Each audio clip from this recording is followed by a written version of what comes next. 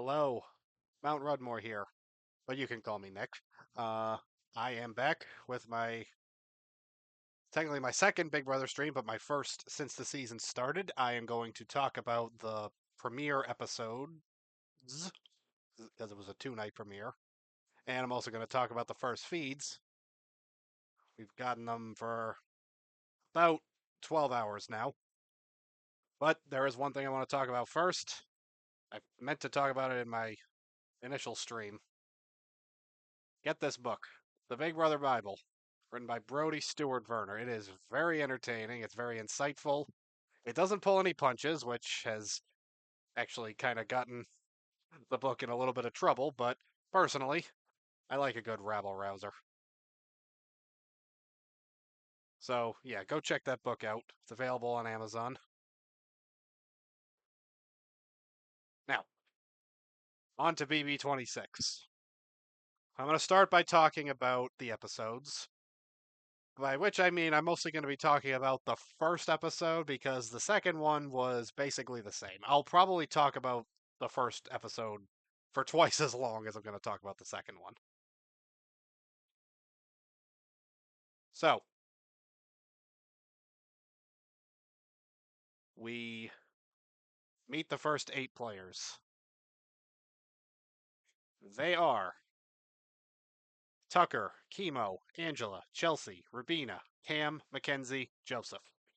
That's the first 8 people. Those are the people we meet in Wednesday night's episode. And we get the intro package from them. They They're told to head into the house. And the first 4 I said Tucker, Kimo, Angela, Chelsea. They're the first 4 in.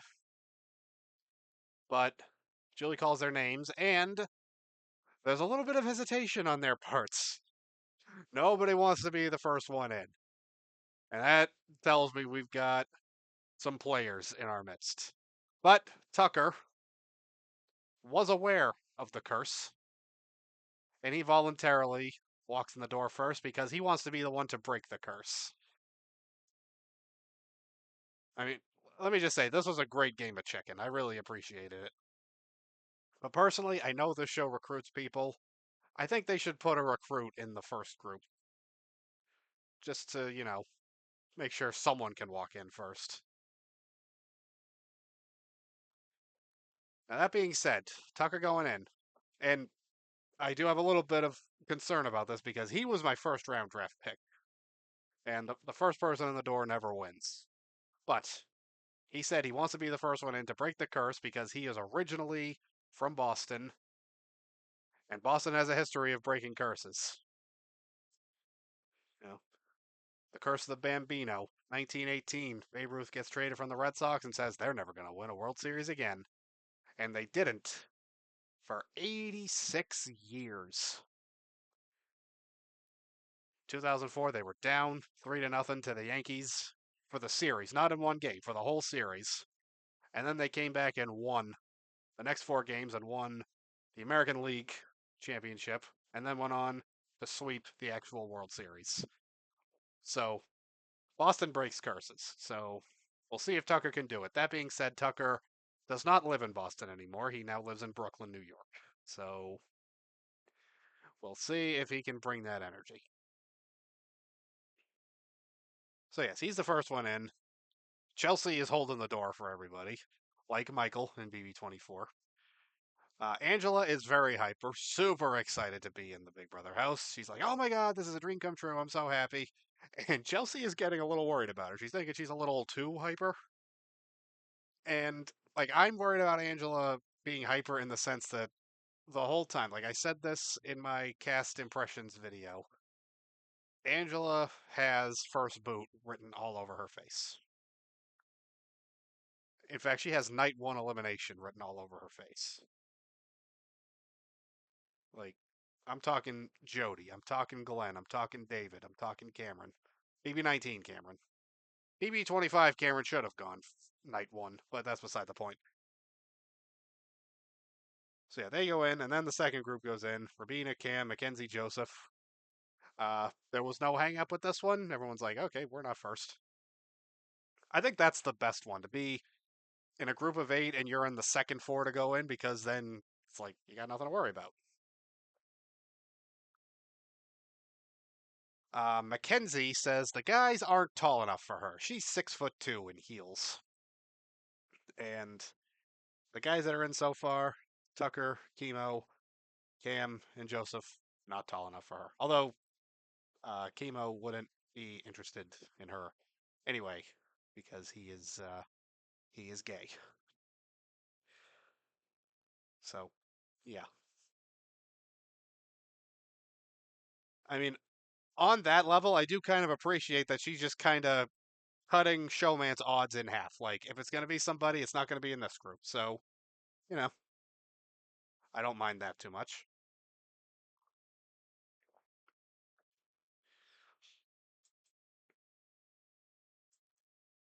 Now, they check out the house, they talk to each other a little bit, and then Julie comes on the TV in the living room and tells them all to head to the backyard. So they get there, and there's like this big Hollywood Squares type of thing. It's 4 on the bottom, 4 on top, and they all take one spot. And they are given their first vote of the season. They must vote on whether or not to let a certain player into the house. Now, right away, I know that if I was there, I'd be thinking, what's really going on? Of course, there's going to be more people. There's not going to be 8 people in Big Brother. Season 1 had 10, and they've grown ever since then. Like, season 1 was the least number of house guests. So, right away, I would be thinking, there's something amiss here. So, they are shown a video of a blue haired lady named Ainsley. And she's like, I'm a big fan of the show. I'm hopelessly single. I work in a surf shop, yada, yada, yada. Now, the contestants were not told what the theme of the season was, but I was. And I saw through it right away. Ainsley, first 2 letters, AI. I'm like, my immediate reaction was that she's AI. But that was wrong. She appears to be a real person, but she was not a real contestant. The contestant vote, it needs to be a majority, at least 5 to let Ainsley into the house. And it's 4-4. Tucker, Kimo, Chelsea, and Cam all say no. The rest say yes. So it's 4-4. Not enough. But Ainsley shows her true colors. She is AI. And the blue haired lady we saw, that was just a facade. She sheds her human form, which, they found Ainsley's TikTok. So she is a real person. But she was a plant. And Ainsley sheds that actress slash TikToker's form and becomes this weird blue low rent avatar 1999 blue Dabba D CGI alien music video. Remember Blue Dabba D from Eiffel 65? They had that video with all the blue aliens. That is what Ainsley, which is an acronym, Artificial Intelligence Network Self Learning Entity, I think is what it stands for. But yeah, that's the real Ainsley. She's AI and she is going to be joining the game throughout the summer.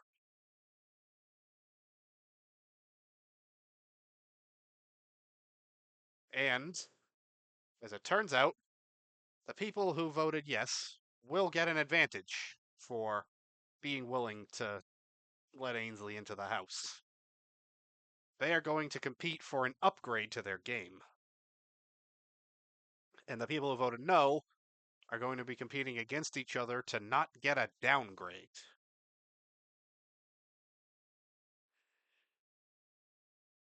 It felt very wrong to me. To punish the people who don't trust AI. They're right not to trust AI, especially this one, which is just petty. Sassy sip.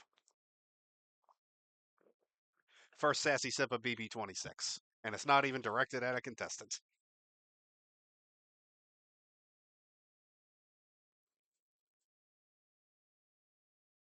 But yeah, it's like, okay, Skynet, you're gonna punish the people for not trusting you? You're gonna punish the people for being human? Eesh.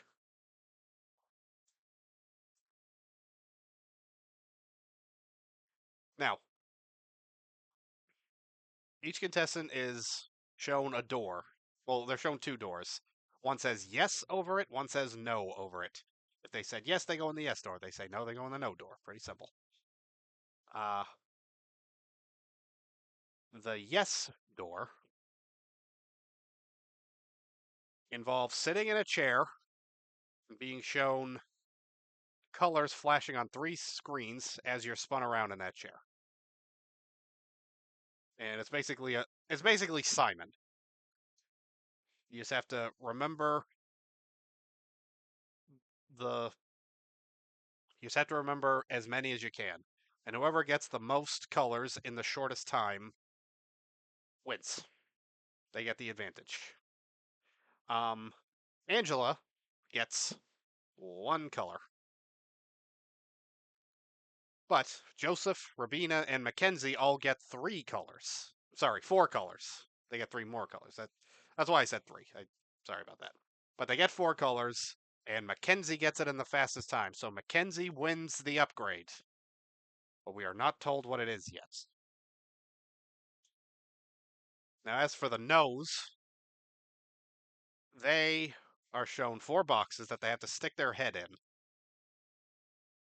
And they have to unscramble a word. But inside the box, now bear in mind, their heads are protected by a plastic shield or a glass shield, a shield.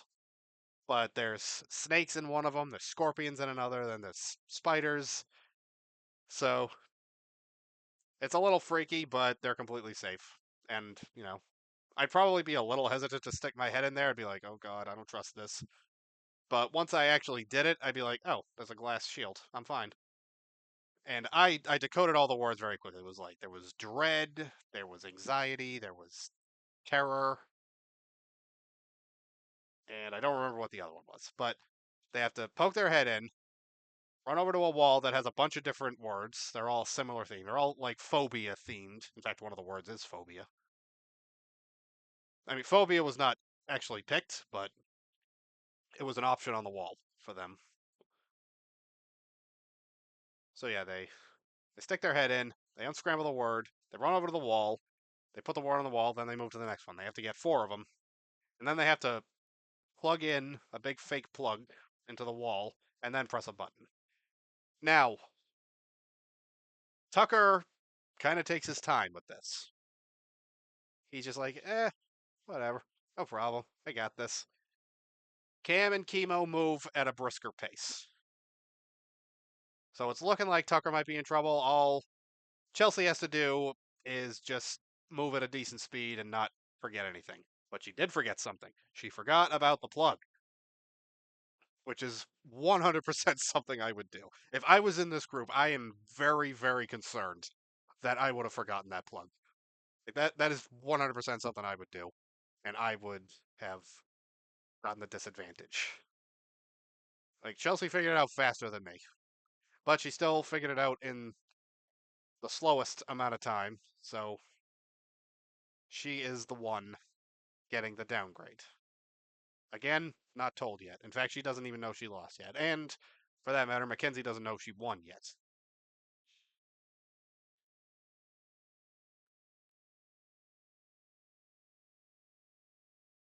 All right, so that was pretty much night one. It was the standard Big Brother premiere. We get the intro packages, and we get the first challenge. So yeah, let's just move on to night two. Again, pretty much more of the same. But one thing I noticed is that this one had a lot of showman's talk, and I'm like, It's Big Brother. It's not Love Island. It's not The Bachelor. It's not any of that. Okay? If a showmance happens, so be it. But let's not go in and go on at length. Like, let's not talk about showmances too much in our opening package.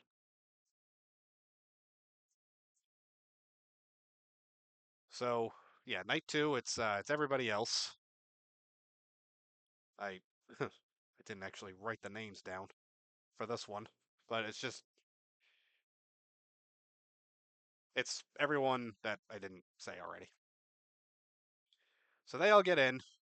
Again, I didn't take note of who went in first. Although Leah was the first one to go in of this group. She didn't know that other people had already gone in. So she just sort of went for it. So she's not technically the first one in, but she doesn't seem to be aware of that curse because she just went right in like it was nothing. Um, so they go in. The first four people go in, and I remember it was Leah, Cedric, Kenny, and I forget which of the women it was. But Cedric notices something about Kenny, his tattoo, which indicates that he is either ex-military or a cop. And Kenny was hoping to play undercover, and here he is getting clocked instantly.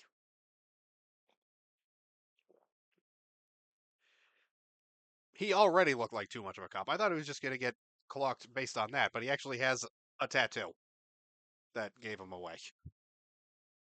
Ay, ay, ay. Right away, I'm feeling pretty content in my decision to not put Kenny on my draft team.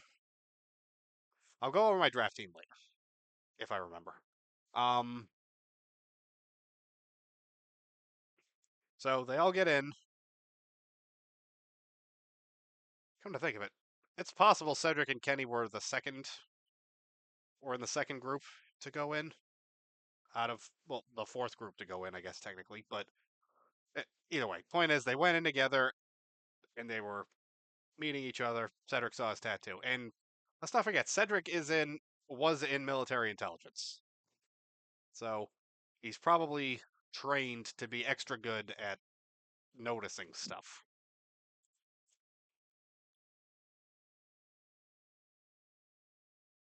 Um, Also, Brooklyn.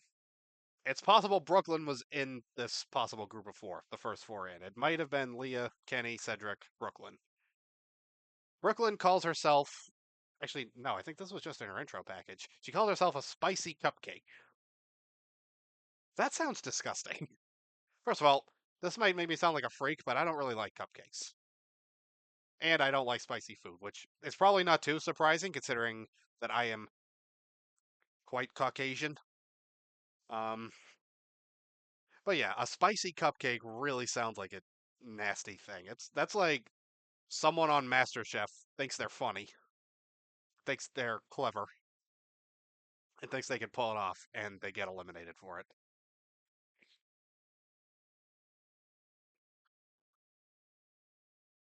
So all eight of them go in, and they are sent to the backyard again. They're sent to the Hollywood Squares setup, and once again, we meet Ainsley. We see the same video package. See what I mean? How this episode was basically a retread, showing the same video package, and they have to vote.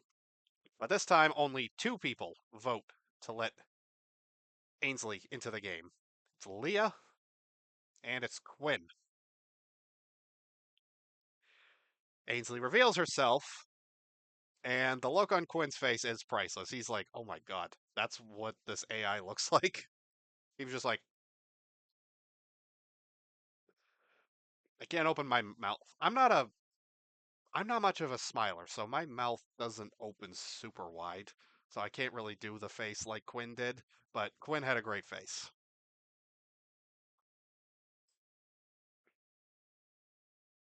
So because Leah and Quinn said yes, they get to compete for the upgrade.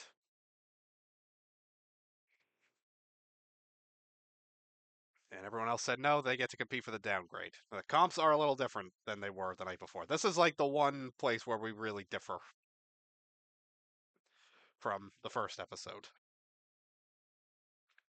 Leah and Quinn's competition is they're in a rotating room and they have to move these big giant USB plugs from one spot to another, like to another spot where they fit in.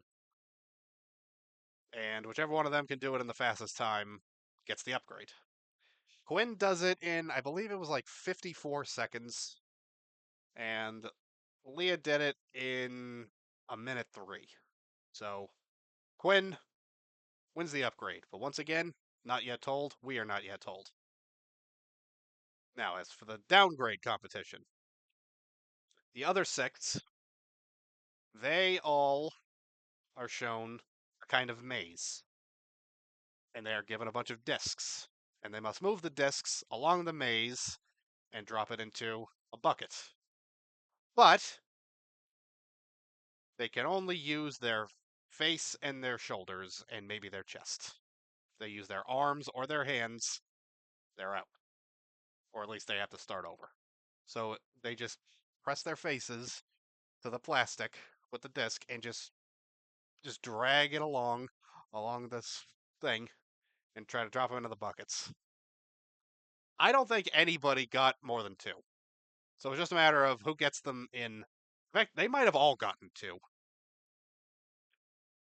But again, it was a time thing. Whoever gets the least in the shortest amount of time, and they all got the same amount in, so sorry, whoever gets the least in the longest amount of time loses. Now I'm watching this and I just see Matt absolutely tank it. And I'm thinking, okay, I know that if I had said no in this group, I'd be okay because I can't say I would have gotten 3, but I know I would have done better than Matt. So I'm like, okay. I really hope that if I was on this season, I would have moved in the second group. You know, I'd be the Bostonian instead of Kenny,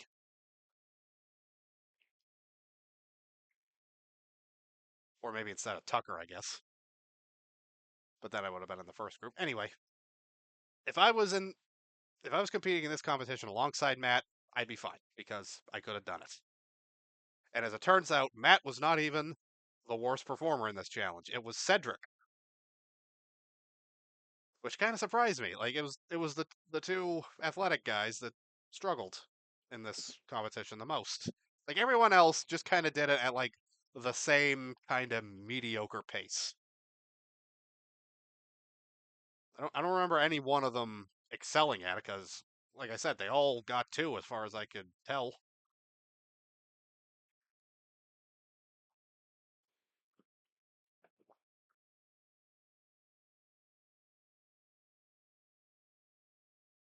So yeah, for Group 2, Quinn gets the upgrade, Cedric gets the downgrade. And at the end of the episode, both groups of house guests finally meet each other. We get a full house. Julie comes on and reveals that the 2 people who lost, and this is news to them, Chelsea and Cedric. And Julie lets Ainsley take over from here. And I gotta say, Julie already works not much.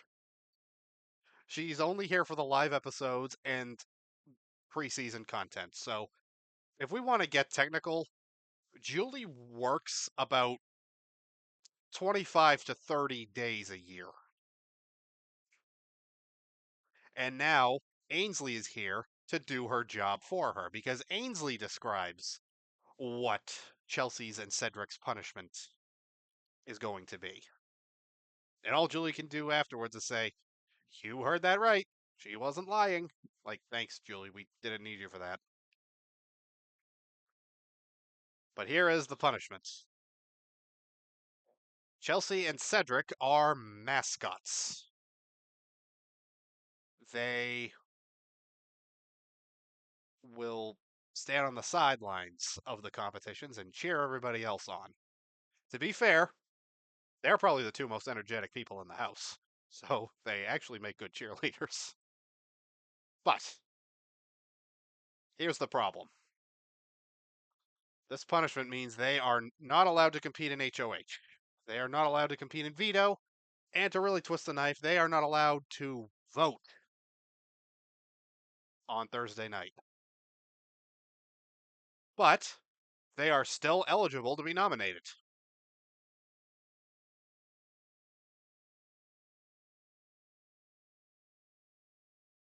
So right away, I'm thinking, well, they're pretty easy nominees.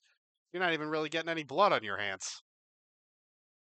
It's like, oh, sorry, you guys lost, so I guess I'll just put you two up and bother nobody. The key to a good week one HOH is to not bother anybody. The last 3 seasons, the first HOH has bothered probably everybody. It was Frenchie, then it was Smelvis, and then last year was Riley. Frenchie and Riley, week one HOH to week two boot. Smelvis, unfortunately, was the longest lasting one, but I still maintain he was the worst. Like maybe not his HOH per se, but like his overall game. It's just amazing how much he got wrong. Like I've said this before, I think Smelvis is the worst player of all time. And considering he won 2 competitions in his up to his week 5 eviction, I don't say that lightly. It's just how bad his social game was that I say that. But enough about him. You know, I hate to use Cody Cauliflower as a positive example, but he was the week 1 HOH on BB26 and he went on to win the game. Before him, it was Christie. Week 1 HOH came in 6th place.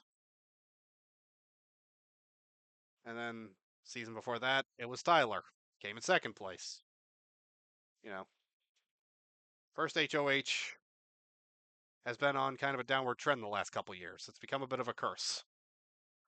So the last 3 years, first HOH has been a flop. I mean, granted, Cody had the advantage of pre-gaming, but that's beside the point. Sassy sip.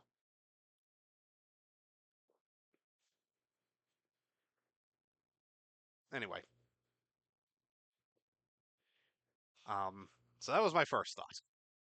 Cedric and Chelsea would be nominees that wouldn't really bother anybody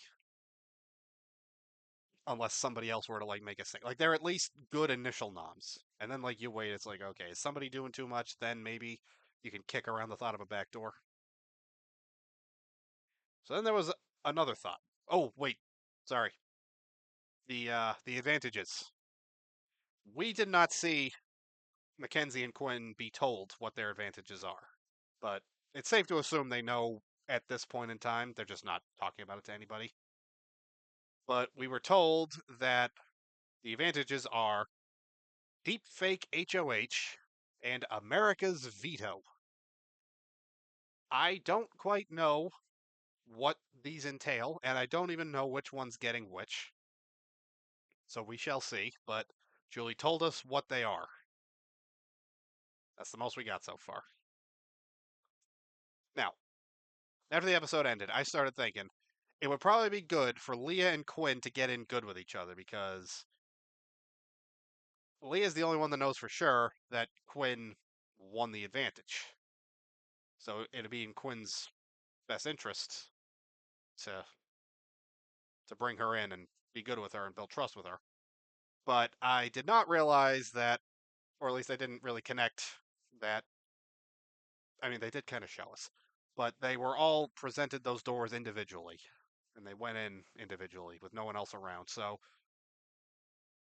nobody actually knows who said what. So that was just a thought I had. Thought I was onto something, but then realized that that's information they don't have. So that thought went away pretty quick, and I went right back to thinking, yeah, okay, Chelsea, Cedric, easy noms.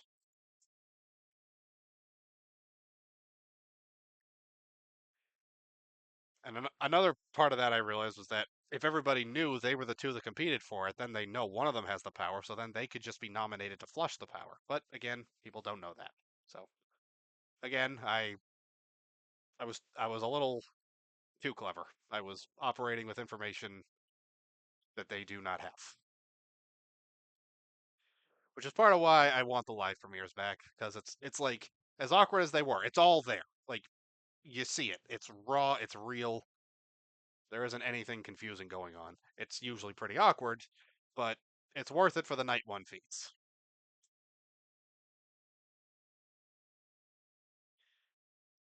And now, okay, that'll do it for the episodes. I actually did talk a little more about the second episode than I thought I would.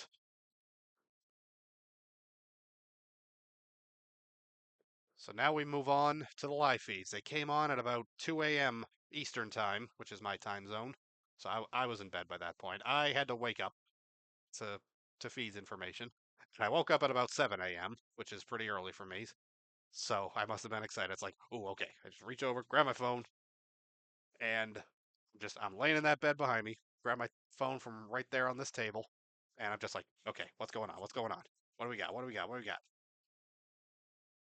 Now, what I woke up to, first thing I saw was seeing that Mackenzie wanted Angela out. I'm thinking Mackenzie's the first HOH. She wants to make a boring move and take out one of the two oldest contestants really early. That's not the case. Angela is the first head of household, the oldest woman in the house, the fourth female contestant they've ever had that was 50 or more won the first HOH. I couldn't believe it. And from there, I came to learn that apparently there's going to be 4 nominees. Not quite sure if Angela's just going to outright name 4 people as nominees, or if there's going to be some kind of competition before the veto that affects it in some way. But yeah, apparently there's going to be 4 nominees. Stay tuned for that. Uh, she is talking with Joseph, who apparently over the last couple days she's gotten in pretty good with. Talking with him about how Kenny is the consensus nominee. So we are going the put up the oldest one route. But apparently Kenny is just not doing a good job socially. Instead of talking game, he's talking about football. I'm like, yeah, he is definitely a Boston cop. Or sorry, a Boston area cop. His intro package had him being from Everett, which is next to Boston. But yeah, maybe he lives in Boston and he's just an Everett cop, and that's why it says he's from Boston. I don't know. But you could just say he's from Everett. You don't have to put someone from like a major city. And also around here, Everett is like a decent sized city. A lot of the cities right around Boston are decently sized, but I'm going off on a tangent here. I'm just saying, as a Bostonian, talking about football when you should probably be talking about other stuff is just a very Boston thing to do. And that's why Kenny is the consensus nominee. That's probably amongst other things. Like that's probably just like the example they're using, but just maybe in general, he's just not talking much game. Lisa and Kimo are also being pitched as potential nominees because they're kind of on the outs with everybody, which actually kind of surprised me because they both seem to have a very sociable energy. So I'm kind of surprised. But apparently, Kimo is a have not. No, not apparently. He is a have not. And apparently, I saw this on. I watched Terran's stream earlier. He had Puya on, and Puya said it might be Kimo is a little off because of the slop. He's just not eating super well. His head's not really in the game. They do mention that some people want T-Core as a nominee, but they're like, no, you want to take T-Core out, you do it yourself, but we're not doing it for you. And I respect that very much. If somebody's telling you who they want out, then it's just like, okay, you do it. Like it's one thing if it's a consensus, but if if you don't really, if you're not agreeing with it, it's not really a consensus. You know, Angela seems to agree with putting up Kenny, but not T-Core.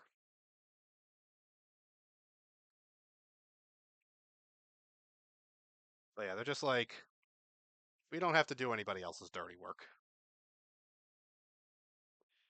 And Mackenzie, who again was saying, oh, we got to get Angela out, she told Leah that she wants Angela out. But Mackenzie starts to get paranoid that Leah told Angela this. And this makes Mackenzie, just in general, a rather paranoid person. But still, probably only the second most paranoid person in the house. But we'll get to that. Angela talks about how she wants a 9-person alliance. She wants it to be herself and Joseph, and also Rubina, Cedric, Brooklyn, Chelsea, Leah, Quinn, and Cam. 9's too big an alliance. Okay, undeniable. They seemed like they were going to dominate the game, and they fell apart pretty quick. And thank God they did, because they were horrible. Literally the 9 worst people in the house. So, yeah, 9's too big a number. 6 to me is the magic number. The cookout had 6 people, and they were the final 6. Level 6, obviously, had 6 people. They were not the final 6, but they did dominate the game.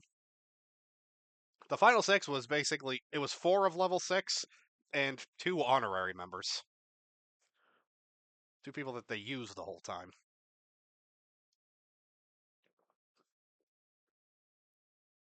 So yeah, that's why I say 6 is the magic number. You know, the leftovers, it was great at first, but there were 7 of them, and that alliance really only lasted for 4 weeks. It was a great 4 weeks, but it wasn't meant to be.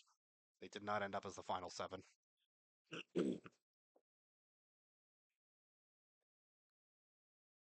Yeah, that's what I would want to do. I would want to be part of a 6-person alliance on Big Brother. That's the magic number for me. Now, let's move on to the actual most paranoid person in the house. Someone who is actually pretty close with Mackenzie. It is Matt, who, by the way, appears to be tall enough to meet Mackenzie's height standards. He's he's around 6'5" for sure. And Matt stays in the storage room for hours. That small room where people are supposed to just come in and out to get food. He's in there for hours. He tells Quinn that Leah offered him and Mackenzie a final 3. And he tells Quinn, Chelsea, and Mackenzie that Tucker offered him a final 2. And then tells Mackenzie and Leah that he has a thing going on with Joseph and Quinn. Bro, you're doing too much. You got to keep some of this information to yourself. I mean, if he doesn't get in trouble for this, then it proves that male sloppy contestants have privilege. Because I just think back to BB24, Brittany just kept getting in trouble for saying things to multiple people. But like, she wasn't. Admittedly, she could have said a little bit less, but you know, it's like Brittany couldn't say anything to anybody without it getting ratted out. It's just like everyone's just like, oh, Brittany's messy, so let's just sink her game. Matt is being far messier than Brittany was, so if he gets away with it, that's gonna be a little unfair, I think.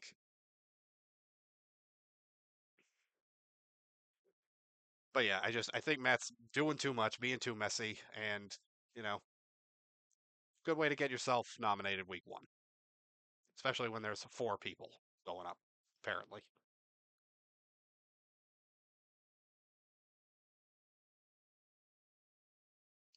Now, the storage room alliance that forms is Matt, Mackenzie, Quinn, Leah, and Chelsea, and they want to bring in Brooklyn and Joseph.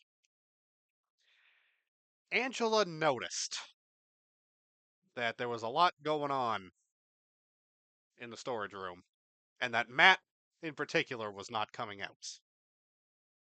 So she's starting to be on to him a little bit.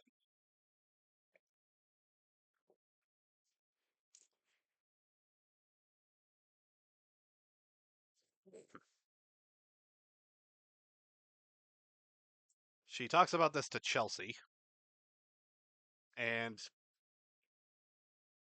Chelsea admits Matt talks too much, but it's just kind of like, maybe we don't have to worry about it too much. Joseph also comes in, and he basically says the same thing. Well, let's not worry too much about Matt. So they kind of calm things down, possibly saving Matt for now.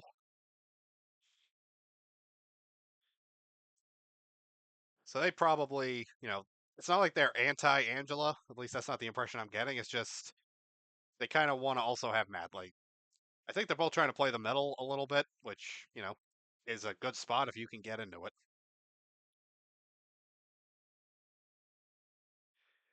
Angela tells Brooklyn about this group of 9. Brooklyn by now is also aware of the storage room situation, the Alliance building in there. Brooklyn also kind of is like, let's not worry too much about it. We're just kind of making a mountain out of a molehill here. And this conversation kind of goes to, oh wait, one part of it I forgot to mention. Angela saw Leah in there and like spending a lot of time in there, and now she's starting to worry a little bit about Leah and worrying about including her. So when she mentions the 9, and now she kind of has a little bit of an asterisk about Leah. She's like, Leah, possibly, maybe, but not as solid on her. And from here, Angela and Brooklyn bond over being mothers. So we may have a possible final 2 here.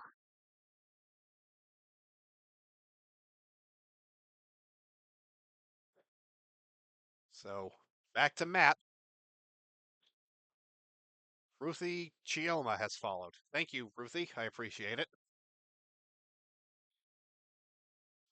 Back to Matt. He spills his entire game basically to Leah, not Leah, Lisa. That's gonna get confusing this season. I promise. I've already been making the mistake in my head. Do you stream it live? Yes, I am live. I am live right now.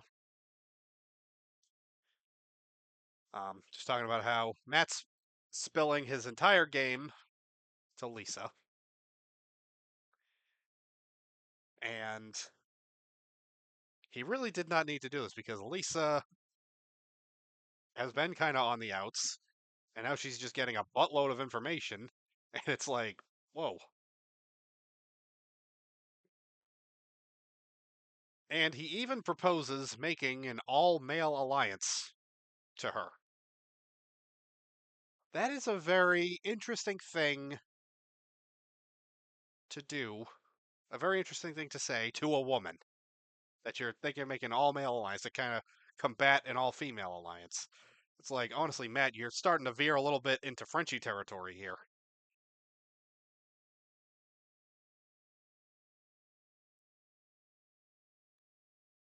And he's just telling her so much. And now, if Lisa does end up as a nominee, or even thinks she's going to be a nominee, she now has some dirt on him that she could use against him and maybe get him a bigger target in front of her.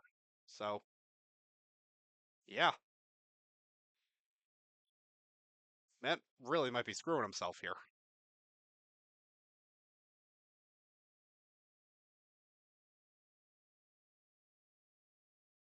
Now, I was saying before, Chelsea and Cedric with their disadvantage, I'm thinking easy nominees, bloodless move. They can't even vote, even if they weren't nominated. But, as it turns out, this house is rather merciful.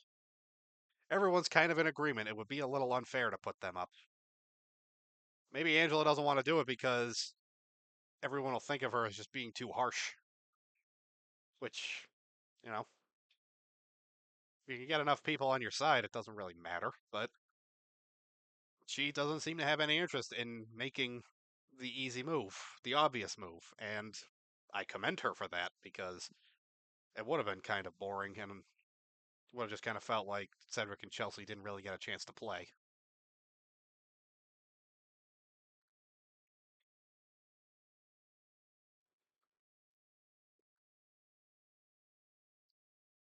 Now, I want to talk about Mackenzie a little bit because she has already said two problematic things in my eyes. If I had a nickel for every problematic thing Mackenzie has said since the feeds came on, I'd have two nickels, which isn't a lot, but it's concerning it happened twice. The first thing, she says, I just became autistic for a second. Uh huh. So, a little about me. I am autistic. I have Asperger's syndrome, otherwise known as autism spectrum disorder. So,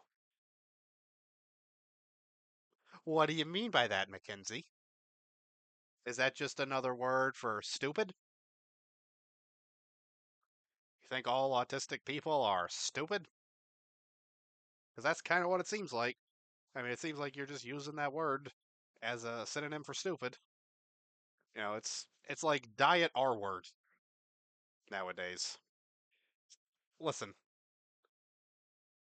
in the I was in high school from 2005 to 2009. I heard the R word a lot, and I also heard people say autistic as an insult. Back then, I laughed. It, it was kind of funny at times, but I have realized that it's wrong. And, it doesn't bother me per se, but I know people who do get bothered by that kind of word usage. So I can tell you that autistic people don't like autistic being used as a synonym for stupid.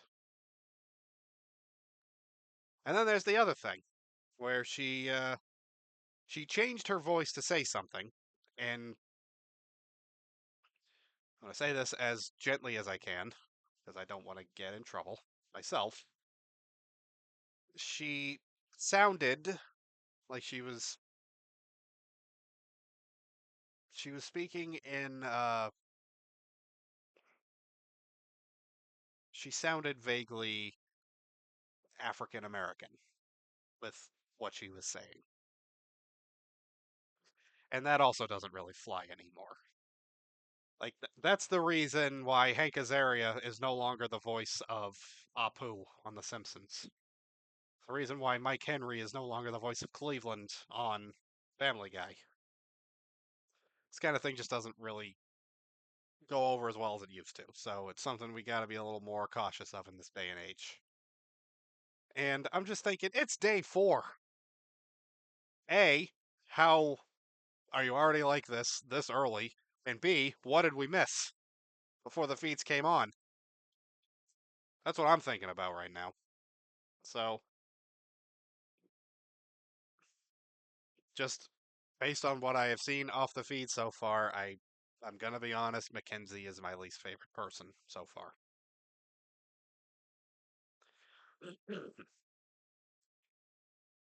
Now, just before starting the stream, the two things of information I saw was that T-Core and Leah were talking, and Angela was beginning to entertain the thought of putting Matt up. And also, I saw a picture of Kenny looking sad and alone. And I'm like, well, go talk to people, go socialize, at least try. See, listen, I'm not really coming down on him because I've been where he is before, many, many times. Part of my autistic traits involves being very socially awkward and not really fitting in social settings. I've been around large groups where they're talking and I hardly ever jump in. Like one time I did jump in and every single person in that conversation ignored me. Like 10 people ignored me in unison. So, yeah, Kenny, I feel your pain, but that's part of why I will never be on Big Brother. That and I've talked too much crap about the show already. They wouldn't let me on at this point because I just roast the show constantly in production and all the foolish things they do.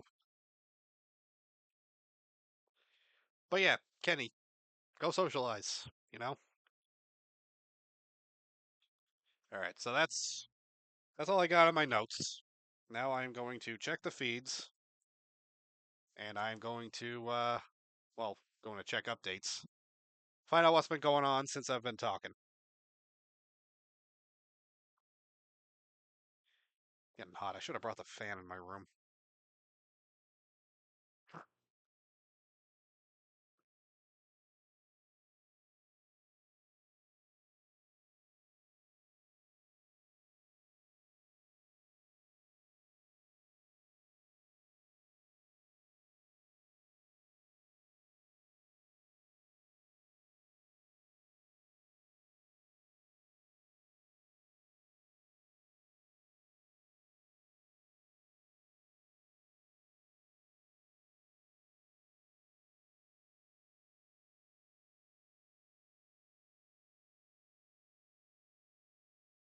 All right, nothing on my main timeline.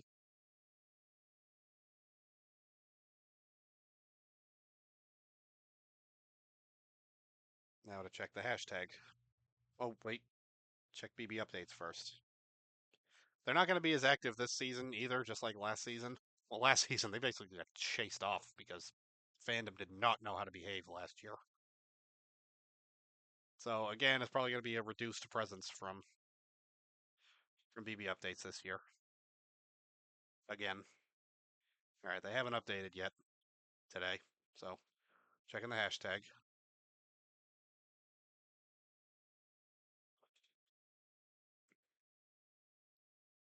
What are your thoughts, Ruthie? You still there? It says I have one viewer.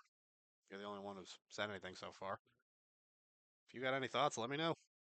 We can talk about it.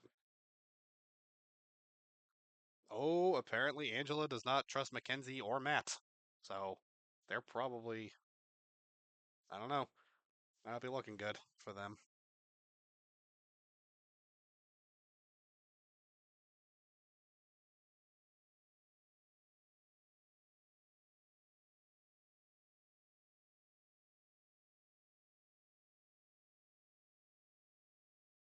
Um,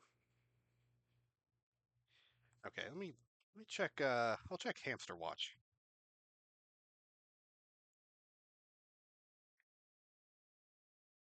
See what they're saying.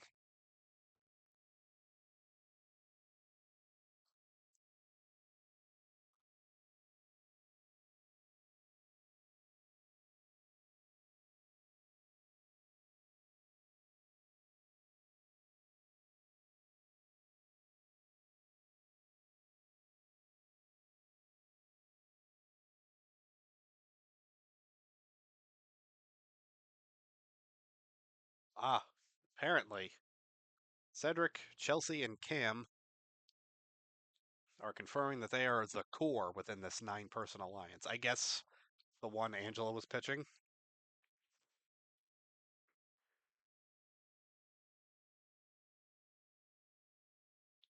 T-Core and Kimo are talking. That's good. They're both on my draft team, so I want them to do more.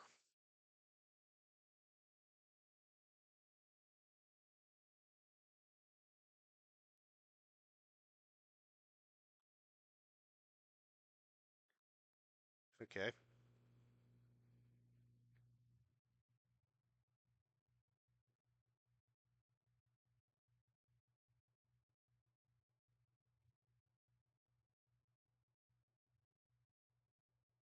All right. So, all right, I'll check one more page. We'll see. See what I can get out of it.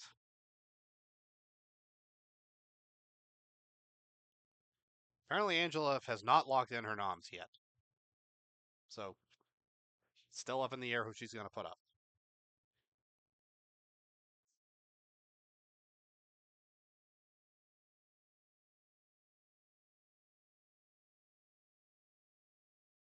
So Chelsea is telling Brooklyn that she t- that of all the women, she trusts Brooklyn the most. And in this Angela's alliance, which I guess is the 9 that she was pitching, she wants it to be like there's a final 5 in it. It's Chelsea and Brooklyn, Cam, Cedric, and Quinn. Not solid, but it's what they're thinking. So, all right, that is where we are at. Interesting. So yeah, stuff is happening in the Big Brother house right now. I will be back soon, maybe Sunday. Maybe I'll go live Sunday night after the episode so I can talk about some of the stuff that happened in these first few days that we missed, and then talk about what's happening. Talk about the nominees, talk about the veto, which I assume still tomorrow. Talk about this other competition that may or may not be happening. Terrence said something about it, but I don't know. If Terrence said it, it's probably real. But yes, that will do it for this stream. Thank you again to Ruthie Chioma for following me, or Kioma. I apologize if I'm saying it wrong, but I appreciate you following nonetheless. You can follow me on Twitter at Nick Grimes YT. I have links to my Twitch channel and my YouTube channel there. I upload all my streams to YouTube, so you can find me there as well. You can see my past streams, and yeah, that'll do it for this stream. I will see you next time. Peace out.